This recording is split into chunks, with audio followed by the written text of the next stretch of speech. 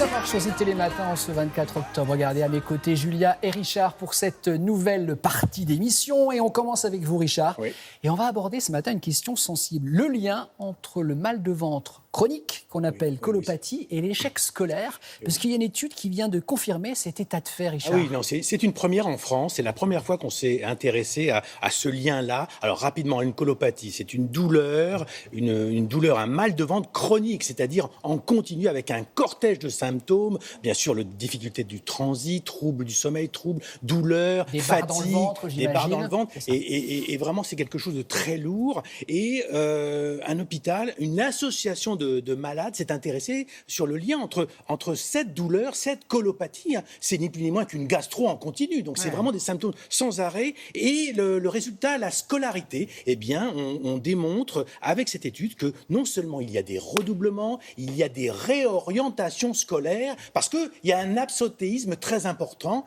Et puis surtout, c'est peut-être l'information qui est essentielle, c'est qu'un quart des malades qui ont eu cette maladie en ont parlé à la médecine scolaire. C'est la démonstration que c'était aussi un sujet très intime. C'est très difficile. Et pourtant, il suffirait d'en parler. On a des solutions. On a rencontré un spécialiste justement de ces questions-là, et puis 2 patients, dont un patient qui en souffre aujourd'hui encore, et ça a eu des conséquences sur sa scolarité. Regardez.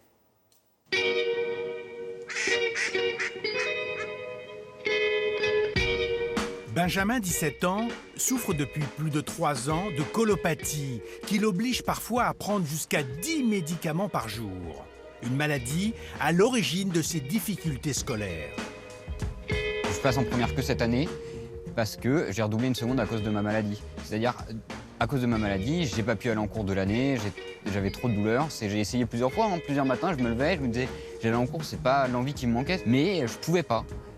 Je me levais le matin, j'avais beaucoup trop mal, j'étais cloîtré aux toilettes et je ne pouvais pas bouger de chez moi. Parce qu'on m'a souvent dit aussi c'est une maladie psychologique, donc je suis allé voir des psys en pensant que j'étais fou, que j'avais une phobie scolaire, que j'étais malade, mais non, c'est réellement là, au côté gauche, ça me plie, ça me tord, ça fait mal et c'est saisissant comme douleur.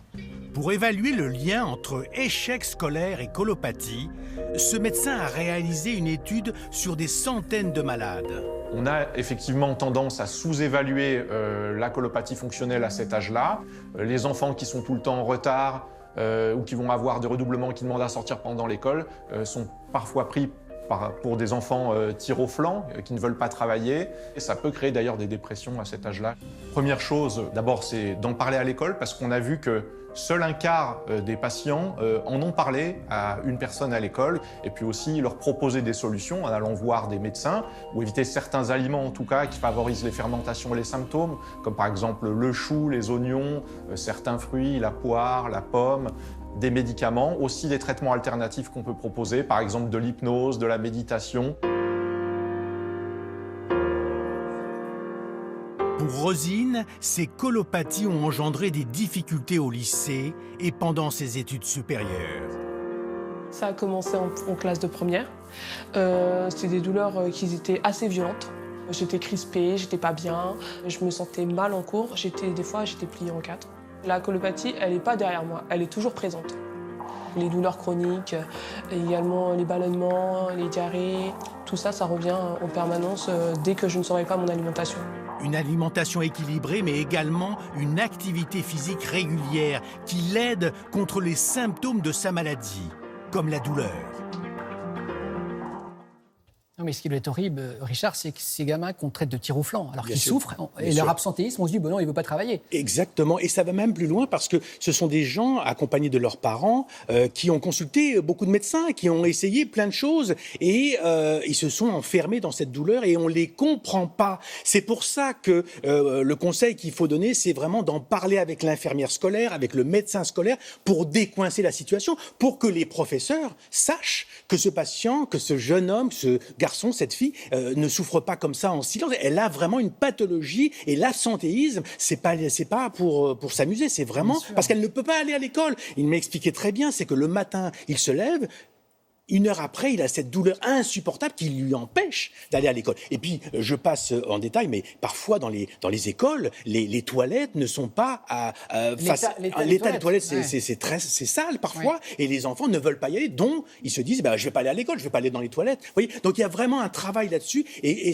cette étude qui a été faite encore une fois avec ce médecin, mais aussi avec une association de malades qui souffrent du fameux syndrome du côlon irritable, c'est une première. Et ça va même plus loin, Damien, c'est que ces enfants devenus adultes, ils ont aussi des problèmes lors de leur activité professionnelle. C'est-à-dire qu'ils ont cette douleur et ils ne veulent pas en parler. Donc c'est vraiment l'occasion, avec cette étude, de montrer qu'il faut parler de ça. Et le seul fait de dire à un enfant tu es malade, c'est d'une certaine façon une délivrance. C'est ce que nous expliquait ce jeune enfant. À partir du moment où on lui a dit, écoute, ce que tu as, c'est une maladie, c'est d'une certaine façon une délivrance. Donc vraiment, c'est quelque chose, il faut en parler. Et je rends hommage à cette première en France, cette étude sur ce lien entre colopathie et échec scolaire. Si vous voulez en savoir plus, sachez que le professeur Jean-Marc Sabaté, qui est un des spécialistes français du sujet, vient d'écrire un livre chez Larousse justement sur cette question. Et la jeune patiente qui témoigne dans le reportage a aussi écrit un livre un peu dans l'esprit du livre de cette jeune Allemande sur l'intestin,